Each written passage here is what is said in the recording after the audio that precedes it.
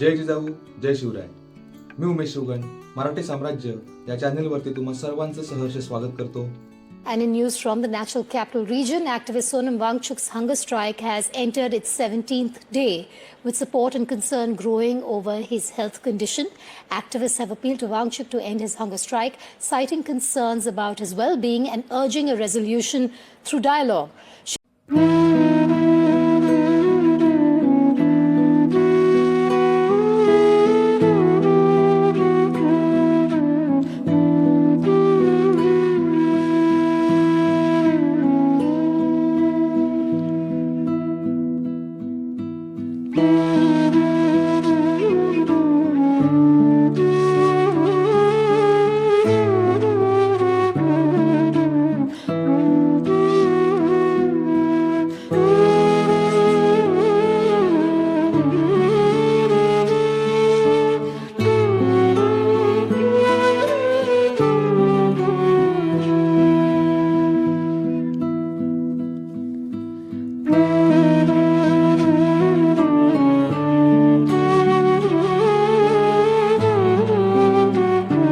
या आपको हटाने की कोशिश होती है, उस वक्त में क्या करेंगे?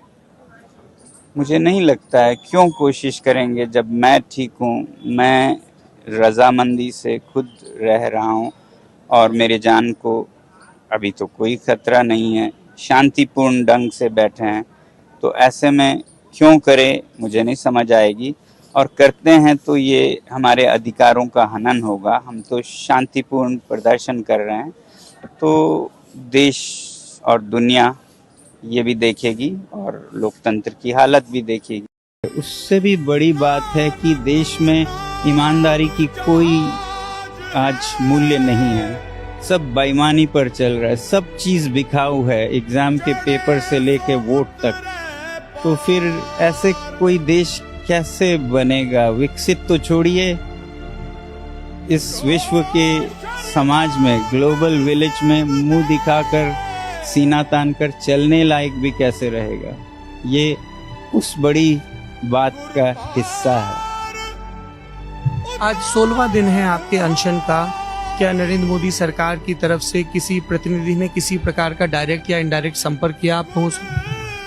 अभी तक तो हमें नहीं खबर है, मगर ऑल द मोर रीजन कि हम उन तक ये संदेश पहुंचाएं. जंतर मंतरवर उपोषणाला बसलेले सोनम वांगचुक हे नेमके कोण आहेत? आपला जीव धोक्यात टाकून देशासाठी का बरं झटत आहे? आणि हे आंदोलन त्यांचे पहिलेच आंदोलन आहे का? तर नाही मित्रांनो. आपल्या देशाला लाभलेला हा हिरा आहे. अथक मेहनत, जिद्द, चिकाटीच्या जीवावर प्रस्थापितांच्या छाताडावर पाय रोवून सामान्य जनतेसाठी ढाल बनून परिवर्तन करणारा हा योद्धा आहे. सोनम वांगचुक म्हणजे संघर्ष, नवोपक्रम आणि प्रेरणेचा प्रवास. सोनम वांगचुक हे भारतातील एक प्रसिद्ध अभियंता, शिक्षणतज्ञ, संशोधक आणि पर्यावरण प्रेमी आहेत. लडाख सारख्या दुर्गम भागात जन्म घेऊन त्यांनी आपल्या बुद्धिमत्ता, मेहनत आणि चिकाटीच्या जोरावर जगभरात वेगळी ओळख निर्माण केली आहे. लहानपणी त्यांना शिक्षणासाठी अनेक अडचणींचा सामना करावा लागला. शाळेत भाषेच्या अडचणीमुळे त्यांना कमी बुद्धिमान समजले जात होते, परंतु त्यांनी हार न मानता स्वतःच्या क्षमतेवर विश्वास ठेवला आणि शिक्षणात मोठे यश मिळवले. यावरून आपल्याला समजते की परिस्थिती कितीही कठीण असली तरी जिद्द आणि मेहनत असेल तर यश नक्की मिळते. सोनम वांगचुक यांनी लडाखमधील विद्यार्थ्यांसाठी students educational and cultural movements of Ladakh ही संस्था स्थापन केली. या संस्थेच्या माध्यमातून त्यांनी हजारो विद्यार्थ्यांचे जीवन घडवले. त्यांनी पुस्तकातील पाठांतरापेक्षा प्रत्यक्ष अनुभवातून शिकण्याला अधिक महत्त्व दिले. त्यांचा विश्वास आहे की शिक्षण हे केवळ नोकरी मिळवण्यासाठी नसून जीवन घडवण्यासाठी आहे. त्यांनी विकसित केलेला आईस स्तूप हा शोध जगभर प्रसिद्ध झाला. हिवाळ्यातील पाणी साठवून उन्हाळ्यात शेतीसाठी वापरण्याची ही कला अत्यंत उपयुक्त ठरली. या नवकल्पनेमुळे लडाखमधील अनेक शेतकऱ्यांना त्याची मदत झाली. समस्यांकडे तक्रार म्हणून न पाहता त्यावर उपाय शोधण्याची प्रेरणा त्यांच्या कार्यातून सर्वांना मिळते. सोनम वांगचुक यांनी पर्यावरण संरक्षण, जलसंधारण आणि शाश्वत विकासासाठी मोठे योगदान दिले आहे. त्यांनी नेहमी स्थानिक संसाधनांचा योग्य वापर करण्यावर अधिक भर दिला. त्यांचे कार्य केवळ लडाखपुरते मर्यादित नसून संपूर्ण जगासाठी प्रेरणादायी आहे. 2018 मध्ये त्यांना रॅमन मॅग्सेसे पुरस्कार आणि पद्मश्री पुरस्कार मिळाले. हे पुरस्कार त्यांच्या समाजासाठी केलेल्या उल्लेखनीय कार्याची पावतीच आहे. सोनम वांगचुक यांचे जीवन आपल्याला शिकवते की मोठी स्वप्ने पहा, कठोर परिश्रम करा, अपयशाला घाबरू नका आणि समाजासाठी काहीतरी सकारात्मक करण्याचा प्रयत्न करा. स्वतः यशस्वी होण्याबरोबरच इतरांचे जीवन उजळवणे हेच खरे जीवन आहे आणि हेच खरे यश आहे. म्हणूनच सोनम वांगचुक हे आजच्या तरुण पिढीसाठी एक प्रेरणादायी आदर्श आहेत. सोनम वांगचुक हे भारतातील प्रसिद्ध अभियंता आहेत. ते शिक्षणतज्ञ आणि समाज सुधारक म्हणूनही ओळखले जातात. त्यांचा जन्म 1 सप्टेंबर 1966 रोजी लडाख येथे झाला. ते पर्यावरण संरक्षणासाठी कार्य करतात. त्यांनी अनेक नाविन्यपूर्ण उपक्रम आणि शोध लावले आहेत. ते विद्यार्थ्यांमध्ये अत्यंत लोकप्रिय आहेत. त्यांनी ग्रामीण भागातील शिक्षण सुधारण्यासाठी काम केले. त्यांनी लडाखमधील विद्यार्थ्यांना नवे शिक्षण दिले. त्यांचे शिक्षण श्रीनगर येथील अभियांत्रिकी शाखेत झाले आणि तेथेच त्यांचे पदवी पूर्ण केली. ते सर्जनशील विचारांचे समर्थक आहेत. ते शाश्वत विकासावर भर देतात. ते स्थानिक संसाधनांचा वापर करण्याचा अधिक सल्ला देतात. त्यांनी शिक्षण प्रणालीतील त्रुटींवर भाष्य केले आहे. त्यांचे कार्य जगभर प्रसिद्ध झालेले आहे. ते अनेक पुरस्कारांनी मानकरी आहेत आणि ते विद्यार्थ्यांना प्रयोगातून शिकण्यास अधिक प्रोत्साहन देतात. त्यांचा विश्वास प्रत्यक्ष अनुभवावर आहे. ते पर्यावरणपूरक तंत्रज्ञान वापरतात. त्यांनी लडाखमध्ये सौर ऊर्जेचा प्रचार केला. ते जल संवर्धनाचे समर्थक आहेत. त्यांनी हिमनदी संवर्धनावर काम केले आहे. त्यांना पर्वतीय प्रदेशांचा विशेष अभ्यास आहे. त्यांनी अनेक सामाजिक चळवळीमध्ये सहभाग घेतलेला आहे. ते तरुणांसाठी प्रेरणास्थान आहेत. त्यांचे विचार सकारात्मक आहेत. ते देशातील शिक्षण सुधारणा सुचवतात.